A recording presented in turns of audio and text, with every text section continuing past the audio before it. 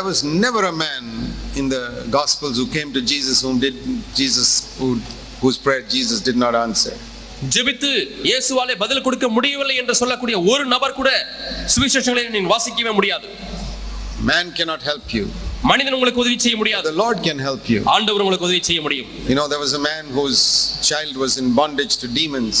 ஒரு மனிதனுடைய பிள்ளை பிசாசுடைய கட்டுகளிலே தவித்துக் கொண்டிருந்தது. He said, Lord, I brought him to your disciples, but they could not set him free. ஆண்டவரே, உம்முடைய சீஷர்களிடத்திலே கொண்டு வந்தோம், அவர்களால் விடுதலையாக்க முடியாமல் போய்விட்டது. Now I bring him to you. இப்பொழுது உம்முடையதிலே கொண்டு வருகிறேன் ஆண்டவரே. The Lord set him free immediately. ஆண்டவர் உடனடியாக அவனை விடுதலையாக்கினார். God can do that for you. தேவன் உங்களுக்கு அதை செய்ய முடியும். The Christian life is a life of freedom. கிறிஸ்துவ வாழ்க்கை ஒரு விடுதலையான ஒரு வாழ்க்கை.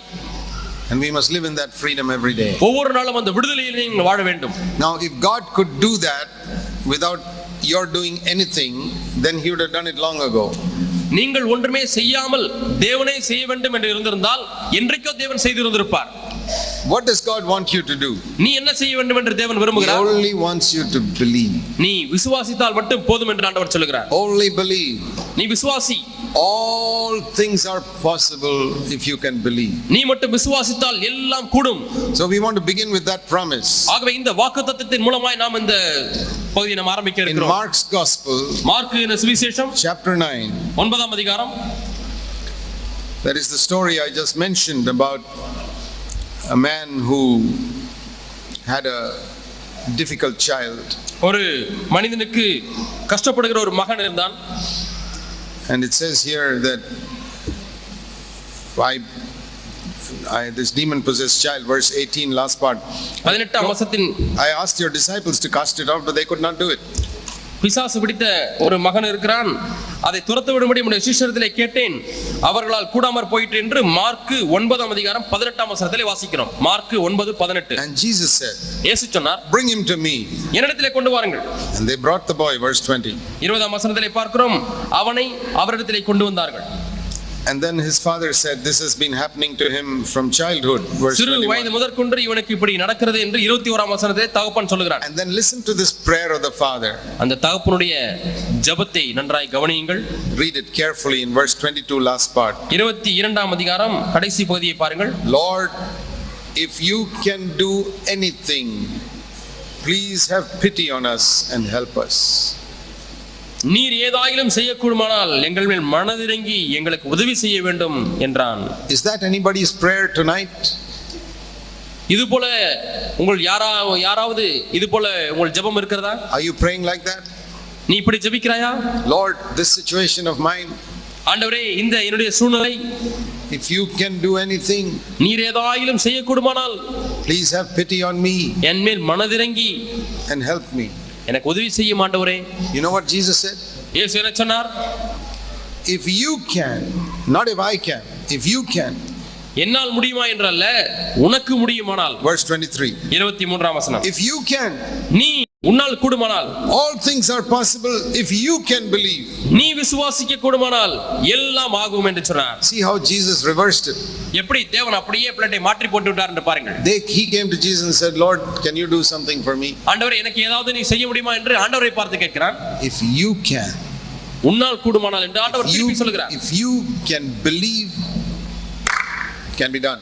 நீ விசுவாசிக்க கூடுமானால் உடனே அது ஆகும். See in Matthew chapter 9. மத்தேயு சுவிசேஷம் 9ஆம் அதிகாரம். Matthew chapter 9. மத்தேயு சுவிசேஷம் 9ஆம் அதிகாரம். There were two blind people who came to Jesus. அங்கே இயேசுவினிடத்தில் இரண்டு குருடர்கள் வருகிறார்கள். They also prayed a similar prayer. அவர்களும் இதே போல ஒரு ஜெபத்தை செய்தார்கள். Lord, have pity on us. ஆண்டவரே, எங்கள் மீது மனமிரங்கும். Verse 27. 27ஆம் வசனம். Please have mercy on us, O son of David. தாவீதின் குமாரனே, எங்களுக்கு இரங்கும் என்று சத்தமிட்டார்கள். Can you show some mercy on me? என் மீது நீர் இரக்கம் காண்பிக்க முடியுமா? And Jesus said the same thing to them. அதே காரியத்தை இயேசு அவர்களுக்கு சொன்னார். Can you believe?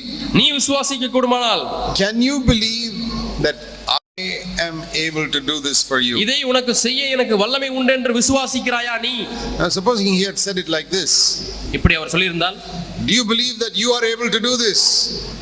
நீயே இதை உனக்கு செய்ய முடியும் என்று நீ நம்புகிறாயா என்று கேட்டால், and the answer is no. அதற்கு பதில் இல்லை. So that is not what he asked then, and that is not what he asks today. அன்றைக்கும் அப்படி அவர் கேட்கவில்லை, இன்றைக்கும் அப்படி அவர் கேட்க போகிறதில்லை. Now think of your problem right now. இப்பொழுதே உன்னுடைய பிரச்சனை என்ன என்பதை என்ன நினைத்து பார். What is the Lord asking you? ஆண்டவரிடத்தில் என்ன கேட்கிறார்? Do you believe that you can solve it? உன்னுடைய பிரச்சனை நீயே தீர்க்க முடியும் என்று விசுவாசிக்கிறாய் என்று கேட்கிறார். That's not his question. அது அவருடைய கேள்வி அல்ல. Are some of you bound by some sinful habit? சில பாவ பழக்கத்தினாலே கட்டப்பட்டிருக்கிற ஒரு சிலர். What is the Lord asking you? ஆண்டவர் உன்னை பார்த்து என்ன கேட்கிறார்? Do you believe you can give it up? இந்த பாவ பழக்கத்தை உன்னால விட்டுவிட முடியும் என்று விசுவாசிக்கிறாயா? That is not his question. அது அவருடைய கேள்வி அல்ல. Some preacher will come to you and say, come on, give it up. சில பிரசங்கியார் வந்து இதை விட்டுவிடு என்று சொல்வார்கள். Why are you still doing this? ஏன் இந்த பாவத்தை இன்னும் செய்து கொண்டிருக்கிறாய்? Jesus never talks like that. இயேசு ஒருபோதும் அப்படி பேசுகிறதில்லை. He knows that the bondage of sin is so strong that the strongest man cannot break it. மிகவும் பலனுள்ள மனிதன் கூட உடைக்க கூடாத அளவுக்கு பாவத்தினுடைய கட்டுகள் வலிமை வாய்ந்ததா இருக்கிறது என்று அவருக்கு தெரியும். He knows that anger can be such a strong sin that no matter how many resolutions you take, in 100 years you cannot overcome it. எவ்வளவு தீர்மானங்களை நீ 100 வருடம் எடுத்தாலும் உன்னாலே மேற்கொள்ள முடியாத அளவுக்கு கோபத்தின் கட்டு வலிமை வாய்ந்ததா இருக்கிறது. The slavery to sexual sin is so strong even in older people that the Lord knows in 100 years you cannot overcome it. 100 வருஷமானாலும் உன்னாலே மேற்கொள்ள கூடாத அளவுக்கு இந்த பாலிய இச்சையினுடைய பாவம் அது வலிமை வாய்ந்ததா இருக்கிறது வயதுள்ளவர்களுக்கு கூட. Some of you may have other problems. ஒரு சிலர் உங்களுக்கு வேறு பிரச்சனை இருக்கலாம். You're a slave to eating too much food. நிறைய சாப்பிட்டு கொண்டே இருக்க வேண்டும் என்றதான ஒரு கட்டினாலே நீங்கள் ஆகப்பட்டிருக்கலாம். You want to give it up but you cannot give it up. விட்டுவிட வேண்டும் என்று விரும்புகிறாய் ஆனால் முடியவில்லை. Or some other habit you got in your office. அல்லது அலுவலகத்திலே உனக்கு இருக்கிற சில பழக்க வழக்கங்கள். Some sin that you committed many years ago which is bothering you and bothering you and bothering you and bothering you and you cannot get it out of your mind. சில வருடங்களுக்கு முன்பாக செய்த ஒரு பாவம் இன்னுமாய் உன்னை விட்டுவிடாதபடிக்கு உன்னை மனதில் அது உறுத்திக் கொண்டே இருக்கிறது. அது உறுத்திக் கொண்டே இருக்கிறது. உன்னை குற்ற உணர்வுள்ள உள்ளாக்கி கொண்டே இருக்கிறது. It's no use a preacher telling you forget it. அதை மறந்து விடு என்று ஒரு பிரசங்கியார் உனக்கு சொல்லுவதில் எந்த பிரயோஜனமும் இல்லை. It's gripped you. அது அப்படியே உன்னுடைய மனதை இறுக பற்றி கொண்டு விட்டது. It's like a lion that caught a lamb. ஒரு சிங்கம் ஒரு ஆட்டை அப்படியே பற்றி பிடித்துக் கொண்டது போல. What is he used telling the lamb? Come on, shake free from that lion. அந்த ஆட்டுக்குட்டியை பார்த்து உதறி விட்டு வாயிலிருந்து வெளியே வா என்று சொல்வதில் என்ன பிரயோஜனம்? That's not what the Lord is asking you to do tonight. இன்றைக்கு இரவு அதை அப்படி செய் என்று ஆண்டவர் சொல்லுவதில்லை. Listen to this question. அவருடைய கேள்வியை நன்றாய் கவனித்து பாருங்கள். Read it very carefully. மிகவும் கவனமாய் நீ வாசித்து பார். Verse 28 last part. 28ஆம் வசனம் கடைசி பகுதி. Do you believe that I am able to do this for you? இதை செய்ய எனக்கு வல்லமை உண்டு என்று விசுவாசிக்கிறாயா? That is the question. அதுதான் கேள்வி. And the Lord is asking you this question today. இன்றைக்கும் உன்னை பார்த்து ஆண்டவர் இந்த கேள்வியை கேட்கிறார். If the Jesus were standing here இங்கே இயேசு நின்று இருப்பாரானால் and you come to him and say, Lord, this is my bondage. நீ அவரிடத்திலே வந்து ஆண்டவர் இதுதான் என்னுடைய கட்டு என்று நீ சொல்லுவாயானால் I really want to be free. உண்மையாலுமே நான் விடுதலை அடைய விரும்புகிறேன் என்று The Lord சொல்லுவாயானால் asks you this question. ஆண்டவர் இந்த கேள்வி உன்னை பார்த்து கேட்பார். Do you believe that I am able to do this for you? இந்த காரியத்தை உனக்கு நான் செய்ய முடியும் என்று நீ விசுவாசிக்கிறாயா? And they were so simple. They said, yes, Lord, sure.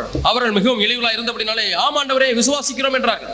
And that is the response he wants from you today. இன்றைக்கு உன்னிடத்திலிருந்தும் அப்படிப்பட்ட பதில் எதிர்பார்க்கிறார்.